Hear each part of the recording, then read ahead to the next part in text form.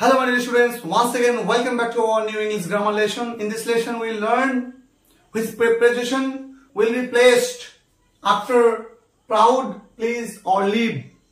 Leave, please এবং proud এর পরে কোন preposition বসবে। সুতরাং আমরা দেখে নিই বিষয়টা। প্রথমত এই যে proud শব্দটা পেয়েছি, proud শব্দটার পরে always আমাদের বসবে of, proud of. I am proud of my country. আমি আমার দেশ নিয়ে গর্বিত। এখন এখানে প্রাউড, প্রাইড এর পরে ইন বসতে পারে, প্রাইড এর পরে অন বসতে পারে। এখন প্রাইড ইন মানে অর্থটা হচ্ছে গর্বিত, আর প্রাউড অফ মানে হচ্ছে গর্ব করা। প্রাইড অন মানে গর্ব করা, আর প্রাইড ইন মানে হচ্ছে গর্বিত। উদাহরণটা দেখো, she takes pride in her beauty. সে কি করে? তার সৌন্দর্য নিয়ে গর্বিত। টেক্স প্রাইড মানে এখানে গর্বিত অর্থটা, টেক্স মানে নেয়, প্রাইড মানে গর্ব, তাহলে এটা নাউন, গর্ব নেয় মানে গর্বিত। এখন যদি বলতাম যে হি প্রাইডস, দেখো এটা ভার্ব করা হয়েছে, হি প্রাইডস হিমসেলফ, হি প্রাইড হিমসেলফ, ঠিক আছে, অন হিজ বিউটি, সে নিজেকে নিয়ে গর্ব করে তার সৌন্দর্যের জন্য। মানে তাহলে হি প্রাইডস, অর্থাৎ যখন নাউন হিসেবে আমরা প্রাইড কে লিখি তখন আমাকে ইন লিখতে হবে, যখন আমি ভার্ব হিসেবে লিখবো তখন আমাকে অন লিখতে হবে। এটা হচ্ছে সহজ কথা। এখন প্লিজ এর পরে আমরা দুটো প্রিপোজিশন ইউজ করি, একটা হচ্ছে উইথ এবং একটা হচ্ছে অ্যাট।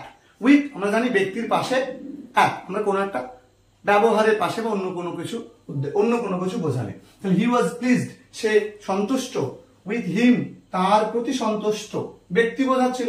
আমি বলতে পারি যে he was pleased at her behaviour, সে তার ব্যবহারে সন্তুষ্ট। তাহলে ব্যক্তি দ্বারা হলে উইথ, অন্য কোনো কিছু মাধ্যম দিয়ে হলে অ্যাট। নেক্সট লিভ শব্দটা আমরা জানি, লিভ মানে আমরা জানি বেঁচে থাকা। এই লিভ যে শব্দটা বললাম লিভ, এই লিভ মানে আমরা জানি বেঁচে থাকা। লিভের পরে আমরা অন বলতে পারি, লিভের পরে আমরা বাই বলতে পারি। লিভ অন মানে হচ্ছে খেয়ে বেঁচে থাকা, খেয়ে বেঁচে থাকা, ঠিক আছে। কিভাবে বলতে পারি যে গোটস লিভ অন গ্রাস, মানে গোটস লিভ অন গ্রাস মানে গোট হচ্ছে কি লিভ অন গ্রাস, অর্থাৎ ঘাস খেয়ে বেঁচে থাকে। কিন্তু আমি যদি বলতাম যে লিভ বাই, তাহলে দেখো হি লিভস, সে বসবাস করে মানে জীবিকা নির্বাহ করা। He lives by playing a musical instrument, একটা মিউজিক্যাল বা একটা বাদ্যযন্ত্র বাজানোর মাধ্যম দিয়ে সে বেঁচে থাকে, মানে তার জীবিকা নির্বাহ মাধ্যমে। যখন লিভ মানে খেয়ে বেঁচে থাকা অর্থ প্রকাশ পাবে তখন তোমাকে লিখতে হবে অন। যখন লিভের মাধ্যমে জীবিকা নির্বাহ করে বেঁচে থাকে এরকম বোঝাবে তখন তোমাকে লিখতে হবে বাই। তো এই হচ্ছে আমাদের আজকের পার্টটা। নেক্সট পার্টে আমরা আরো কয়েকটা প্রিপোজিশন নিয়ে আসবো। ততক্ষণ পর্যন্ত প্রত্যেকে ভালো থেকো, সুস্থ থেকো, সুন্দর থেকো।